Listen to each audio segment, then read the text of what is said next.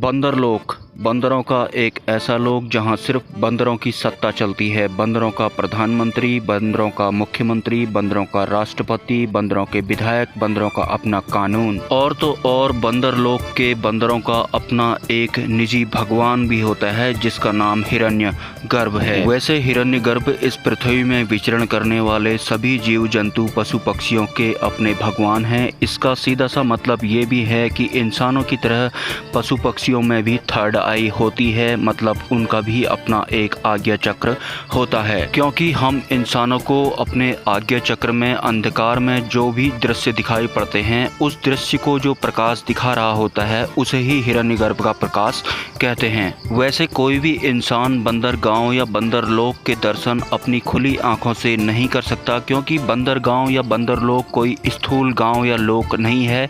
बंदरगांव की यात्रा करने के लिए इंसान का आज्ञा चक्र एक्टिवेट होना चाहिए, मतलब सिर्फ पीनियल ग्लैंड के माध्यम से ही बंदरगांव या बंदरलोक के दर्शन कोई भी इंसान कर सकता है। अगर आपको बंदरगांव या बंदरलोक के दर्शन करने हैं, यहाँ की यात्रा करनी है, तो आपको इसके लिए अपना आज्ञा चक्र एक्टिवेट करना होगा। और आज्ञा चक्र कैसे एक्टिवेट किया जाता है इस बारे में ऑलरेडी मैं बहुत सारे वीडियोज बना चुका हूँ। जिस तरह से हम इंसानों के संबंधित लोक होते हैं, जैसे कि इस लोक को जहाँ पर हम जीवित अवस्था में रहते हैं इसे मृत्यु लोक कहा जाता है।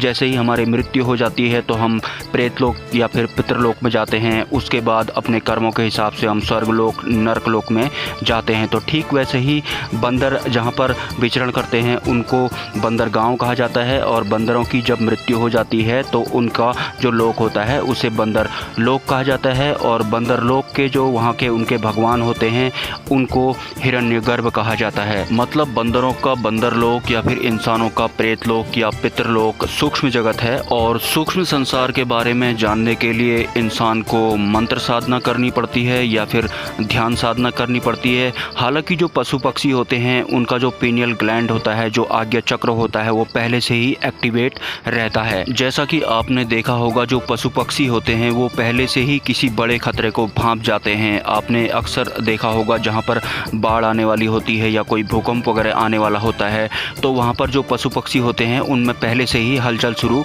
हो जाती है। और अगर आप भी भविष्य में क्या होने वाला है, क्या घटित होने वाला है, ये पहले से ही जानना चाहते हैं तो आपको अपना आज्ञा चक्र एक्टिवेट करना होगा। और आज्ञा चक्र एक्टिवेट करने के लिए या तो आप मंत्र साधना कर सकते हैं या फिर ध्यान साधना कर सकते हैं। जब आप ध्यान साधना कर रहे होते हैं तो कम से कम 1.5 लाख किसी भी उच्च स्तर के भगवान के मंत्र जप करने के बाद और उन मंत्र जप का बैकअप लेने के बाद आपको अपनी आँखें बंद करके विचार शून्य करके ध्यान लगाना पड़ेगा। और थोड़े ही दिनों बाद आपका जो पीनियल ग्लैंड होता है, जिसे कि थर्ड आई भी कहते हैं, जहाँ पर हम टीका लगाते हैं, वहाँ पर वो होती है। और जो ये थर्ड आई होती है ये कोई स्थूल आई नहीं होती है, मतलब दिखाई देने वाली आई नहीं होती है। थर्ड आई या फिर तीसरी आँख या फिर आज्ञा चक्र एक सूक्ष्म आई होती है, जिसके एक्टिवेट होने के बाद आप सूक्ष्म संसार जैसे कि बंदरलोक, प्रेतलोक, पितृलोक, स्वर्गलोक, नरकलोक या फिर अन्य किसी भी लोक के बारे में देख सकते हैं, वहाँ की यात्रा भी कर सकते हैं।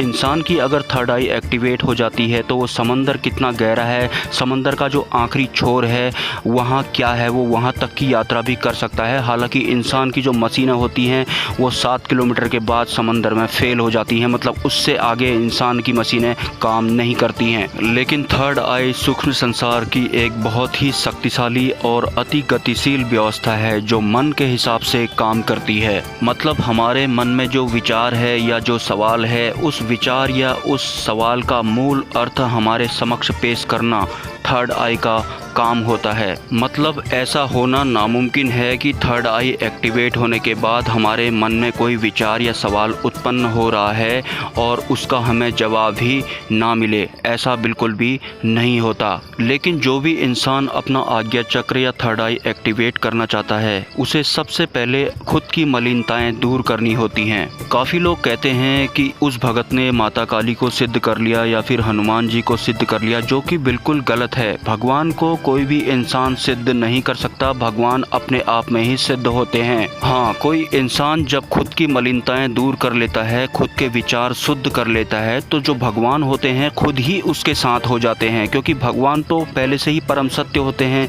आप सत्य को फॉलो करो, भगवान खुद आकर्षित हो जाएंगे। आप झूठ को फॉलो करो, भगवान दूर हो जाएंगे।